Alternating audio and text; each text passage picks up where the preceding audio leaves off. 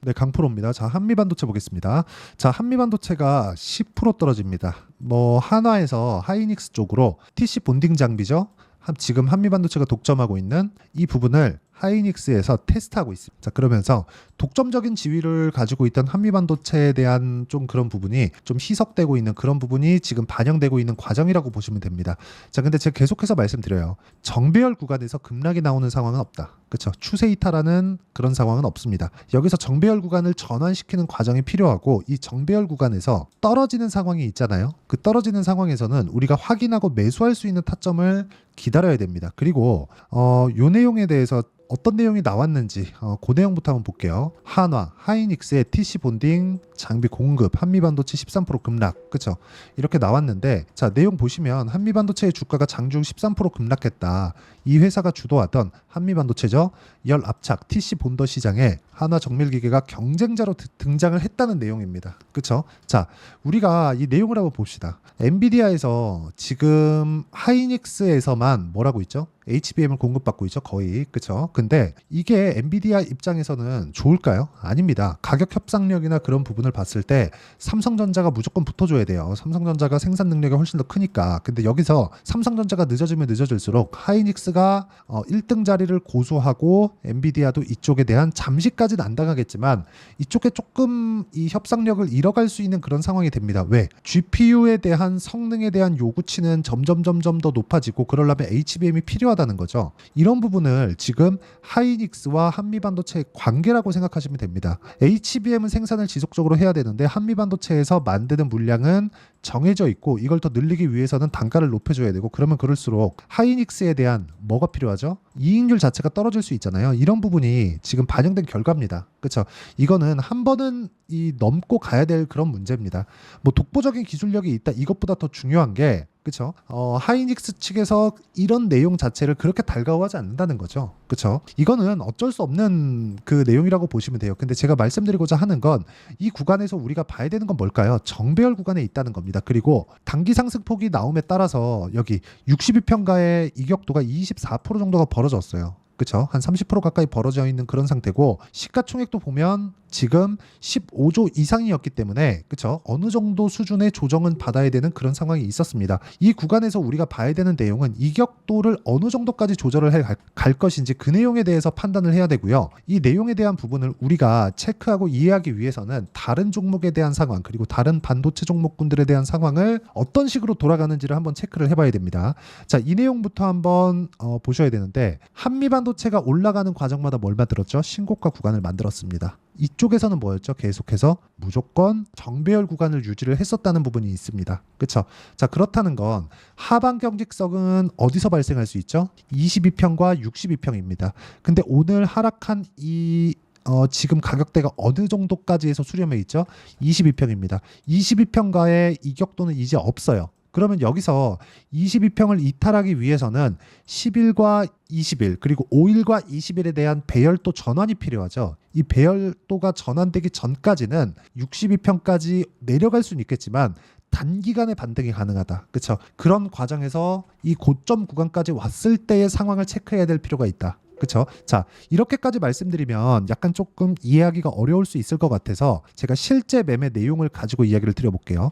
자, 두산에너빌리티입니다. 자, 최근에 아직 이거는 제가 매도까지는 한 종목이 아니에요. 매수만 2번 했는데 자, 내용 보시면 제가 돌파하는 구간에 매수를 했다는 점이 중요합니다. 그렇죠? 두산에너빌리티예요. 최근에 원전 관련주 엄청 좋죠. 근데 두산에너빌리티를 제가 매매한 원리가 그리고 나서 그렇죠? 상승하는 상황이 나오기 전에 즉 확인하고 매수를 했다는 거죠. 그랬을 때 14.7%의 수익. 자, 다른 종목 볼게요. 두산이 나오고 나서 뭐가 나왔나요? 우리기술입니다. 우리기술. 그렇죠? 우리기술도 뭐예요? 돌파하는 그 이후에 매매를 했을 때 23%. 그렇죠? 23% 정도의 상황이 발생을 했죠. 이런 부분을 지속적으로 공략할 수 있어야 돼요. 이런 부분이 완성이 되잖아요. 그러면 자, 자람 테크놀로지처럼 이런 정도의 상황을 만들어갈 수 있습니다. 3거래일 동안 75%. 한미반도체 같은 경우도 마찬가지라는 거죠.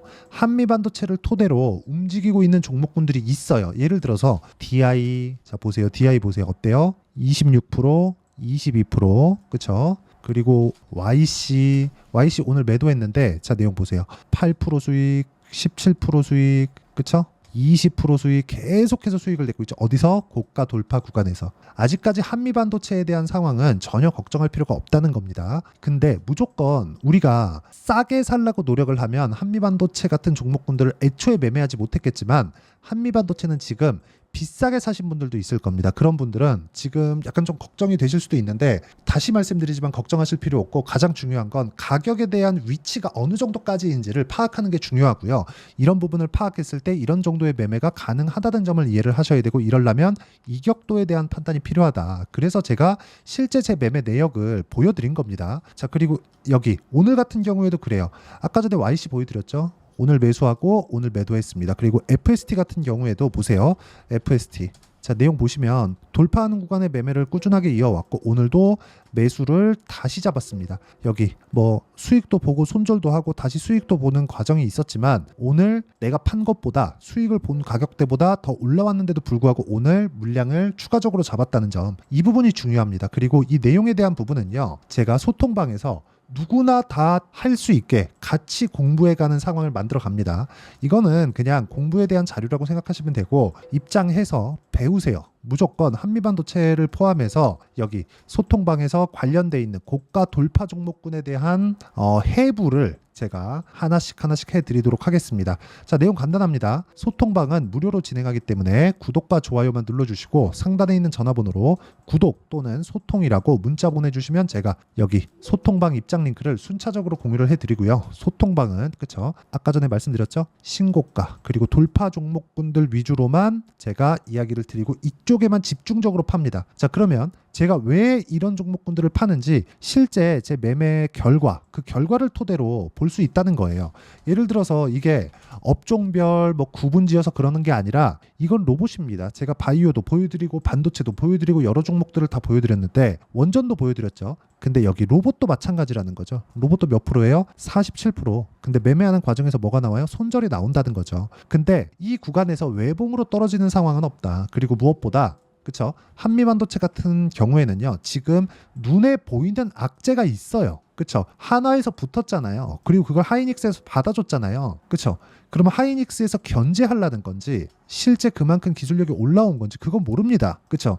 그건 하이닉스만 알 수 있는 거예요. 그런데 하이닉스가 여기 한미반도체에서만 장비를 공급받는 한미반도체만 할 수 있대. 그럼 한미반도체에 대한 이익률을 높여줘야 되잖아요. 이런 게 달가워하지 않는다는 거죠. 그래서 이런 내용은 한 번은 거쳐가야 된다. 한미반도체에서 직접 HBM을 만드는 건 아니기 때문에 그렇습니다. 그렇죠? 이 단계는 어쩔 수 없이 거쳐가야 되는 과정에서 나오는 악재였었고 그게 조금 더 빨리 나왔다고 생각하시면 됩니다. 그런데 지금은 그렇죠? 전혀 매도 구간이 아니고요. 왜 그런지는 아까 전에 말씀드렸죠. 소통방에서 이야기를 드린 내용 그리고 실제 제 매매 내역을 통해서 이야기를 다 드렸습니다. 와서 배우시면 되고요. 상단에 있는 전화번호로 구독 또는 소통이라고 문자 보내주시면 제가 여기 소통방 입장 링크를 순차적으로 공유를 해드리도록 하겠습니다. 자, 그러면 제가 한미반도체를 포함해서 그쵸? 왜 돌파 종목을 하는지 그리고 이렇게 계속해서 이야기를 드리잖아요. 뭐 태성이나 그런 종목들 봐도 마찬가지입니다. 자, 내용 보세요.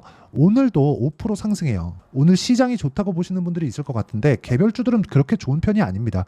원래 강했었던 종목군들 그리고 삼성전자는 약했었기 때문에 반등이 나왔고 SK그룹주 지금 그 지배구조 이슈가 해결되면서 약간 조금 수급이 그쪽으로 많이 돌고 있죠. 그리고 현대차 기아차들 계속해서 강했었던 종목군들 말고는 지금 그렇게 썩 좋은 시장에 나오지 않고 있어요. 이 구간에 우리가 판단해야 되는 건 한미반도체 이격이 좁혀져 있다. 이 구간에서 반등 구간에 우리가 어느 정도까지 매수하는 구간도 있을 수 있고 보유하는 구간도 있을 수 있지만 우리가 이 내용에 대한 원리가 있겠죠. 그 원리는 여기 한미반도체의 단기 보유 전략으로 내용 준비를 해놨습니다. 단기는 제가 뭐라 그랬죠? 단기는요 2주입니다. 2주. 그리고 아까 전에 제가 매매 내역을 토대로 이야기를 드렸죠. 2주 동안 내가 수익 전환을 어떻게 시킬 것인가. 지금 한미반도체가 급락이 나왔는데 급락 구간에서 매수를 기다렸다가 했을 때 어떻게 2주 안에 수익 전환을 시킬 것인가에 대한 내용을 제가 준비를 해놨습니다. 그리고 그 내용을 토대로 한미반도체의 실시간 타점을 제가 문자로 공유를 해드리도록 할 테니까 상단에 있는 전화번호로 한미라고 문자 보내주시는 분들에 한해서만 제가 단기 보유 전략 그리고 실시간 타점을 문자로 공유를 해드리도록 하겠습니다. 자, 내용 정리하면 그렇습니다. 한미반도체는 고가 돌파 종목입니다. 거기서 악재가 하나 나왔어요. 근데 그게 하이닉스에서 원하던 거였어요. 거쳐가야 됐었다는 거죠. 그 거쳐가는 과정에서 한미반도체의 주가는 흔들릴 수 있지만 그 기준치, 즉 이격을 좁혀야 되는 상황이기도 했다. 기술적인 내용과 그리고 뭐 실적이나 뭐 밸류에이션이나 뭐 그런 기본적인 내용들 있죠. 그 기본적인 내용은 하나로 맞춰진다는 게 이런 내용 때문에 그렇습니다. 어차피 이격을 조절해야 되는 과정에서 그쵸? 이격을 빠르게 좁힐 수 있는 그런 상황이 나왔고 여기서 바로 매수하기보다는 우리가 가격에 대한 이해를 하면서 매수를 이어가자. 왜?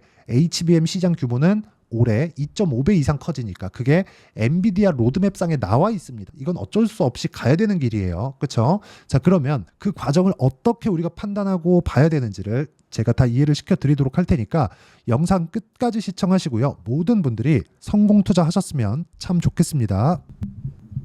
자, 24년도가 돼도 여전히 시장은 녹록지 못합니다. 이런 상황이 벌어지는 건 어쩔 수 없습니다. 이런 상황에서도 수익이 나는 종목들의 구조는 변하지 않습니다. 즉 대시세 종목에 대한 구조는 변하지 않는다는 거고 실제 제가 소통방에서 지속적으로 이야기를 드리고 있는 내용도 대시세 종목이나 시장 주도주를 공략하는 건 철저하게 가격 분석을 하라고 이야기를 드리고 가격 분석 이후에는 이슈에 대한 파악 그리고 이슈를 파악하고 나서는 다시 내가 얼마에 매수할지 그 타점에 대한 부분을 지속적으로 언급을 하고 있습니다.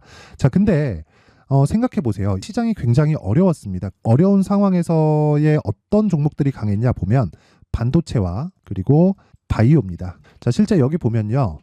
HLB에 제가 실제 매매한 내용을 띄워놓고 보여드리고 있는데 1월 22일부터 매매를 시작해서 4일 동안 31%의 수익 마감이 됐고요. 그리고 여전히 신고가 종목입니다. 자, 그리고 그 다음 어보브 반도체 이름을 보시다시피 반도체 종목이죠. 그리고 AI 반도체는 지속적으로 강세를 보이고 있습니다. 이 종목도 신고가를 먼저 달성한 이후에 제가 21%의 단기간에 21%의 큰 수익을 내고 마감이 됐습니다. 다시 재공략을 준비하고 있고 이런 부분은 소통방에서 다 공유를 해드립니다. 자, 그리고 코세스. 자, 코세스 같은 종목도 당연히 그쵸 신고가 종목이고요. 그리고 반도체 종목입니다. 이 종목도 영업일 기준에서 이틀 동안 대략 한 15%의 수익 마감이 됐습니다.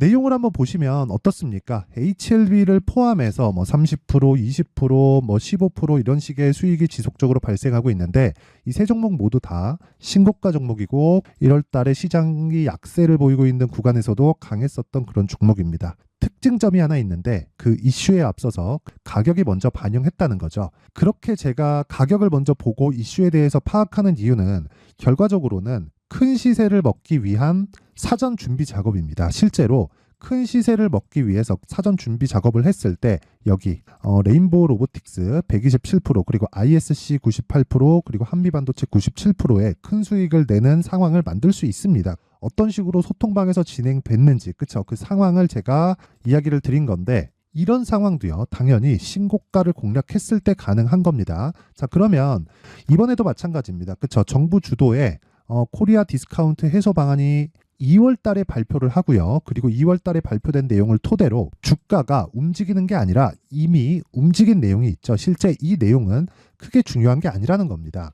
실제 움직인 내용을 보면 자, 기아차입니다. 실제로 12월 달에 신고가를 만들어 놓고 정부에서 입김을 불어 넣으니까 순식간에 기아차를 포함해서 현대차 같은 거대 기업들의 주가가 2주도 채 되지 않아서 40% 정도의 큰 시세를 냅니다. 자, 그러면 우리는 어떤 종목을 봐야 될까요? 이슈를 파악해야 되는 것도 맞지만 철저하게 가격에 맞춰서 매매를 해야 되는 게 당연히 중요합니다. 정부가 주도하는 정책 방향이 있겠죠. 그 방향에 맞춰서 우리가 종목을 찾을 필요가 있다.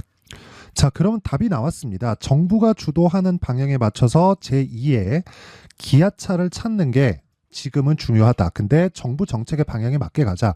그랬을 때 앞서서 제가 보여드렸었던 내용인 여기 레인보우 로보틱스 127% 그리고 ISC 98% 그리고 한미반도체 97%와 같은 수익을 낼 수 있습니다. 물론 시간에 대한 부분은 최소 2주의 시간이 필요하고요. 그리고 최장 3개월 안에 끝내야 됩니다.